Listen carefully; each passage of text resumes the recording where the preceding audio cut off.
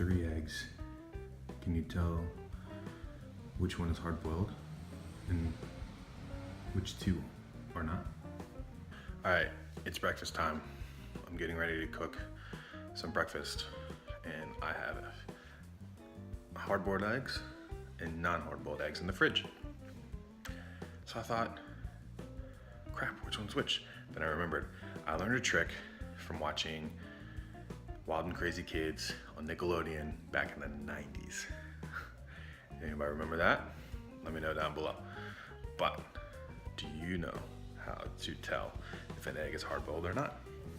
So I have 3 eggs. One is hard-boiled and one is not. If you just look at them, they look normal, right? Well, I'll tell you how to tell if it's hard-boiled. You spin it. If it spins fast, this is hard-boiled. If it spins slow, it's raw.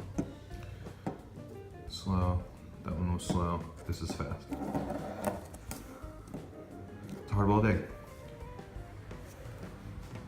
So something else I've learned while living in Australia is that bacon is extremely different here than it is back home in the States. So it's very English here, at least what I've been told. So I'm gonna show you how I make it a little bit more American. I've already opened it, but as you can see, you gotta buy the streaky bacon. So it kind of looks like thick cut bacon. Back home, you can see it's pretty thick, but the trick is salt. It is not nearly as salty as it is back home. So I salt it. It gives a little bit more back home flavor. But it's okay. I do like Australian bacon for the most part. But Brandon, do you put salt on your bacon? How do you do it while living here? And Tim, if you're watching this,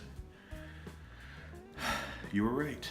I don't know if you remember, what, a year ago? Yeah, it was a year ago now when Alex and I left New York. You're like, just be careful if you go to Australia. The bacon is, well, I fixed it, but you were right. So back home, you hear birds, you see birds. There's a lot of different types, but everywhere I've lived, there's not really crazy ones unless you count seagulls, which let's count. Here in Australia, there are lots of different types of birds, all with very unique sounds. And there's one in particular that I really don't like, pretty much hate. You ever heard of a magpie? This is my magpie experience. The other day, when we found out the gender of our baby, we found out that we were having a daughter. We walked out of the hospital. Not even 2 steps out of the door, I see this bird flying, and it ran into me. It hit me in the side of the head. It comes right at me, right, hits me in the head, and it snaps its beak when it flies, when they swoop at you. And I'm sitting there going, whoa, that bird almost hit me, what the heck? And I just thought, it didn't get out of the way, not thinking, oh, it's a freaking magpie, and those birds suck. So the next thing I know is I get hit again, but from behind. So this thing keeps coming, boof, boof, swiping me, follows me all the way down the street. I mean, how far was it?